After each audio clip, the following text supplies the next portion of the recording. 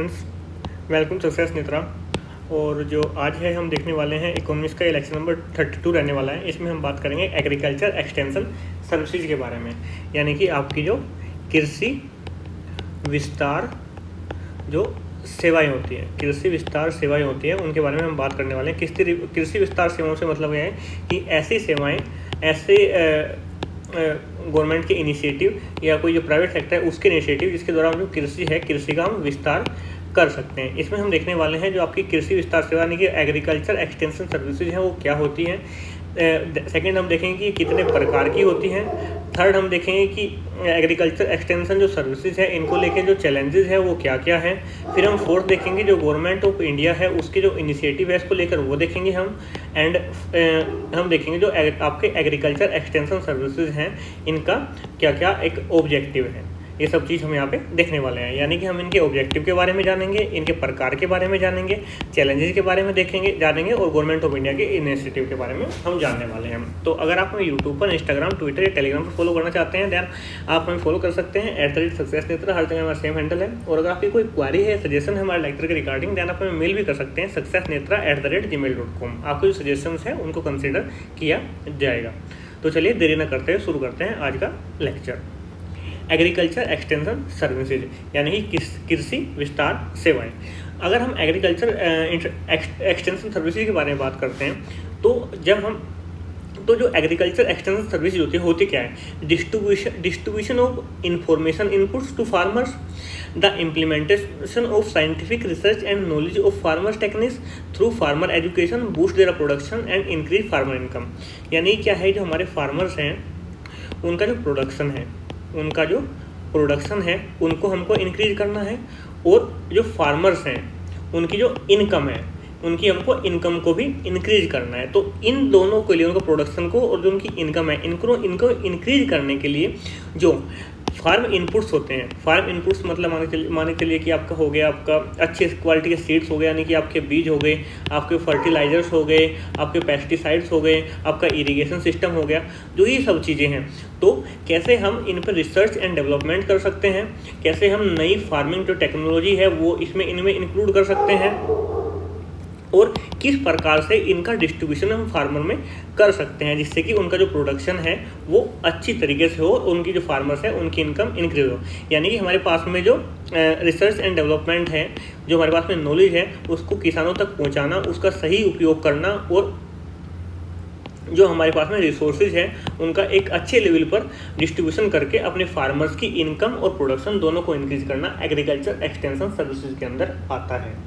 अब हम देख लेते हैं जो एग्रीकल्चर एक्सटेंशन सर्विसेज हैं इनके कितने प्रकार की होती हैं। सबसे पहले आपकी होती है टेक्नोलॉजी ट्रांसफ़र सर्विसेज। इनके अंदर क्या आता है कि इनके अंदर जो फार्मर्स होते हैं उनको provide advice, knowledge, information to farmers about government services, pesticide, seed, fertilizers and new technology. यानी कि जो हमारे फार्मर्स हैं उनको जो गवर्नमेंट की स्कीम्स चल रही हैं, जो गवर्नमेंट की स्कीम्स चल रही हैं, या फिर गवर्नमेंट की तरफ से कोई एडवाइस आई है उनके बारे में इन्फॉर्मेशन देना, जो पेस्टिसाइड्स हैं, जो नए बीज हैं, जो फर्टिलाइजर्स हैं, जो नई टेक्नोलॉजी है उनके बारे में किसान को इन्फॉर्मेशन देना, तो वो सब आता है आपका टेक्नोलॉजी ट्रांसफर सर्विसेज के अंदर। जैसे आपका जो गवर्नमेंट ऑफ इंडिया किसान टीवी चलाती है, किसान टीवी में आप किसानों को बताया जाता है किस समय कौन सी फसल उगानी है, उसके अंदर कौन सा खाद डालना है, और कौन सी टेक्नोलॉजी का यूज़ करके आप मिनिमम इनपुट्स के अंदर मैक्सिमम आप रिजल्ट पा सकते हैं। आपका जो आपका AIR यानी कि ऑल इंडिया रेडियो के थ्रू कुछ एग्रीकल्चर प्रोग्राम्स आते हैं एग्रीकल्चर को लेकर, तो वो सब चीज़ आता है, मतलब टेक्नोलॉजी के थ्रू हम जो है नॉलेज को ट्रांसफ़र कर रहे हैं, जैसे टेक्नोलॉजी ट्रांसफ़र सर्विसेज। सेकंड आती है आपकी एडवाइजरी सर्विसेज।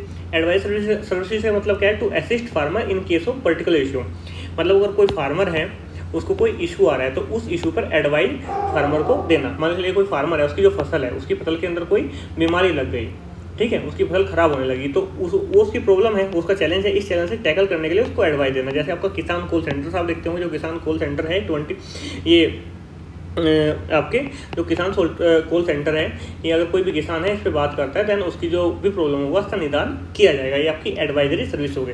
और थर्ड हो जाती है आपकी फैसिलिटेशन सर्विसेज। इसका क्या होता है कि जो हमारे फार्मर हैं, जो हमारे किसान हैं, उनकी प्रॉब्लम उनको इस काबिल बनाया जाता है कि वो अपनी प्रॉब्लम को खुद समझ सके और उनका खुद ही सॉल्यूशन कर सके।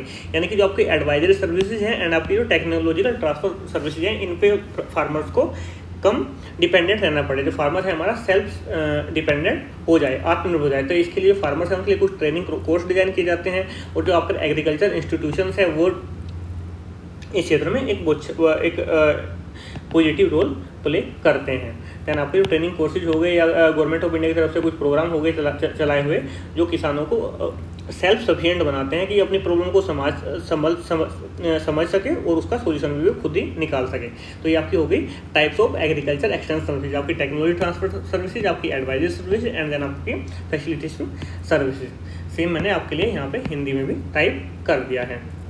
अब देख लेते हैं जो आपके एग्रीकल्चर एक्सटेंशन सर्विसेज हैं, इनके ऑब्जेक्टिव क्या होते हैं, यानी कि इनके उद्देश्य क्या हैं। सब्जेक्ट है कि जो फार्मर्स हैं उनको टेक्निकल नॉलेज प्रोवाइड कराना, यानी कि ये नहीं है कि जो हमारे फार्मर्स हैं वो पुराने किसी मेथड को यूज कर रहे हैं और उसी पे वो चले आ रहे हैं। जैसे अगर हम बात करें जैसे जब हम पहले समय की बात करें तो जो किसान हमारे हल के द्वारा खेती करते हैं, लेकिन आज के हैं कि ट्रैक्टर आ गए हैं। तो जो फार्मर है ट्रैक्टर के द्वारा खेती कर रहे हैं, लेकिन अगर फार्मर्स को ट्रैक्टर के बारे में पता ही नहीं लगे तो आज भी अगर वो हल से खेती करे तो क्या वो मतलब इतनी आज के समय में सर्वाइव कर पाएगा? नहीं कर पाएगा, क्योंकि मेहनत भी ज़्यादा होगी और उसके जो इनपुट में उसका ज़्यादा हो जाएगा और उसका जो आउटपुट है वो कहीं ना कहीं कम मिलेगा, इसलिए तो काम नहीं कर पाएगा। मतलब ट्रैक्टर का कम्पीट एक हल नहीं कर सकता है। मतलब ये तो एक एग्जाम्पल था। जो नई नई टेक्नोलॉजी लेके आ रही है, जैसे आपके कोई इरीगेशन सिस्टम के अंदर टेक्नोलॉजी लेके आ रही है, टेक्नोलॉजी आ रही है, जैसे आपका होगा स्प्रिंकलर इरीगेशन हो गया, जैसे फुहारे के द्वारा किया जाता है, या फिर आपका जो आपका ड्रिप इरिगेशन सिस्टम हो गया, उन सब के बारे में किसानों को जानकारी देना, ये आपको बताया टेक्निकल नॉलेज टू फार्मर्स। जो फार्मर्स हैं उनको मोटिवेट करना उनके ओवरऑल डेवलपमेंट के लिए। जो फार्मर्स हैं उनको कोस्ट इफेक्टिव जो टेक्नोलॉजी है उनका प्रयोग करने के बारे में बताना। जो हमारे रिसोर्सेज हैं, चाहे हमारा कोई भी हमारा रिसोर्सेज है फार्मर का, चाहे लैंड हो, चाहे वाटर हो, चाहे सोयल हो, चाहे फर्टिलाइजर हो, चाहे उसका ज़मीन हो, चाहे उसकी मिट्टी हो, पानी हो या फिर फर्टिलाइजर हो, उसको कैसे इफेक्टिवली यूज किया जा सकता है, यानी कि मिनिमम इनपुट के अंदर हम मैक्सिमम आउटपुट लेके आ सकते हैं, उसके बारे में किसानों को अवेयर कराना। जो फार्मर्स हैं उनको समय से नेचुरल डिजास्टर, यानी कि कोई साइक्लोन आने वाला है, कोई फ्लड्स आने वाले हैं, बाढ़ आने वाले हैं, कोई थंडरस्टॉर्म आने वाला है, तो उसके बारे में किसानों को पहले ही अवेयर करा देना कि जो नेचुरल डिजास्टर है उनके बारे में अगर किसान पहले से अवेयर रहेंगे तो देन वो अपनी फसल वगैरह को उसी के अकॉर्डिंग काम करेंगे। सेकंड हो गया जो एग्रीकल्चर की प्रोडक्टिविटी है उसको बूस्ट करना, जो हमारी कंट्री के अंदर फूड सिक्योरिटी है उसको इंश्योर करना, जो गांव का रहन सहन है उसको हमको इम्प्रूव करना है, और जो हमारा एग्रीकल्चर सेक्टर है उसको इकोनॉमिक ग्रोथ, यानी कि जो हमारी कंट्री की आर्थिक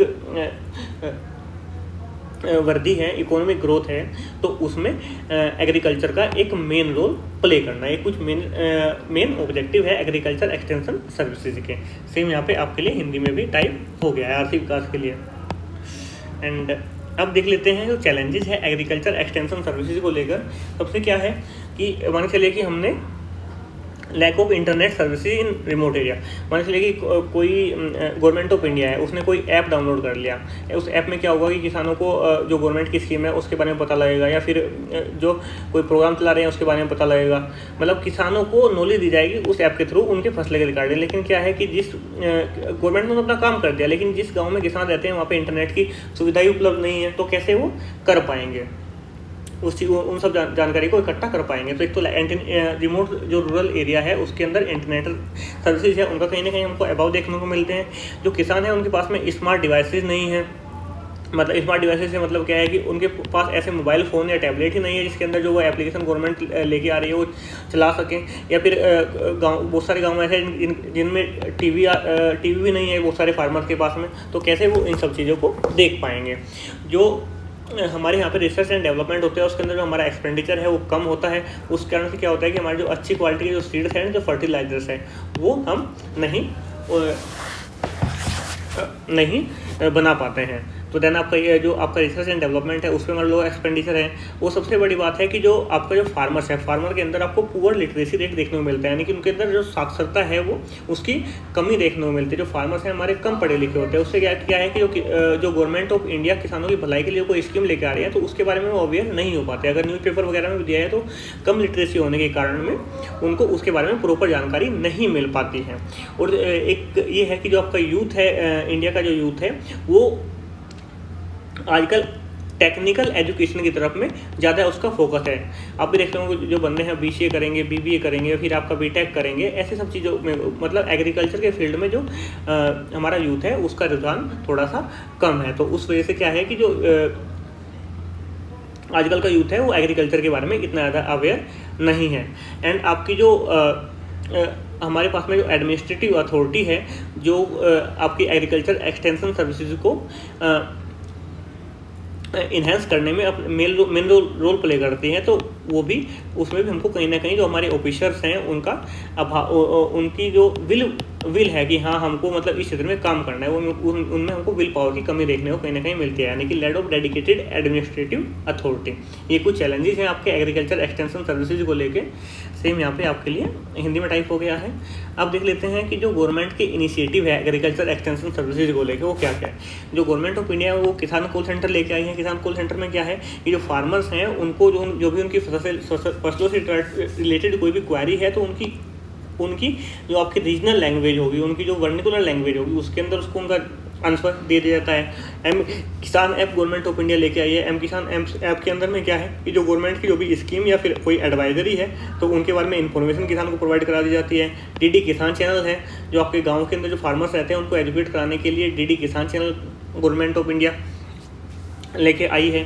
जो क्रॉप है, क्रॉप की जो इंश्योरेंस स्कीम है, यानी कि जो किसान है अगर उसकी कोई फसल ख़राब हो जाती है उसके लिए पर्टिकुलर एक इंश्योरेंस स्कीम्स होती हैं, वो इनिशिएटिव गवर्नमेंट के द्वारा लिया जा रहा है। किसान विज्ञान केंद्र के अंदर क्या है कि जो इनका मेन फोकस रहता है कि जो आपके जो क्वालिटी इनपुट्स हैं उनको प्रोड्यूस करें, यानी कि जो आपके सीड्स है, जो आपके फर्टिलाइजर्स है, जो आपके पेस्टिसाइड्स है, उनको एक क्वालिटी सीड्स, फर्टिलाइजर्स एंड आपके जो पेस्टिसाइड्स हैं, मतलब जो भी इनपुट है एक फार्म को प्रोड्यूस करने के लिए वो क्वालिटी के वो प्रोड्यूस करने पर इनका फोकस रहता है। एग्रीकल्चर यूनिवर्सिटी गवर्नमेंट लेके आ रही है। ICR agriculture council for agriculture research India के अंदर में वर्क करी है। जो आपके ऑल इंडिया रेडियो पे जो प्रोग्राम आते हैं कृषि को लेके वो इनमें एक अच्छा रोल प्ले करते हैं।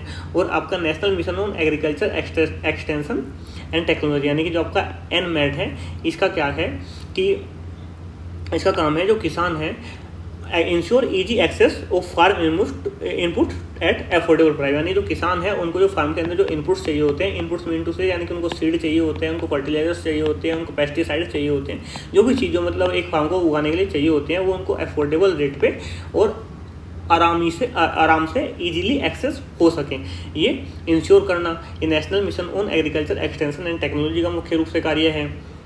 तो ये कुछ गवर्नमेंट ऑफ इंडिया के आपके इनिशिएटिव हैं। तो सेम यहाँ पे आपके लिए हिंदी में भी टाइप हो गया है। तो देन आज के लिए इतना ही। Thanks for watching. और आपको वीडियो पसंद आई होगी then do share and subscribe. और अगर आपको इस लेक्चर की PDF चाहिए तो आप हमारे टेलीग्राम चैनल से ले सकते हैं। हमारा टेलीग्राम चैनल है वो है आपका सक्सेस नेत्रा।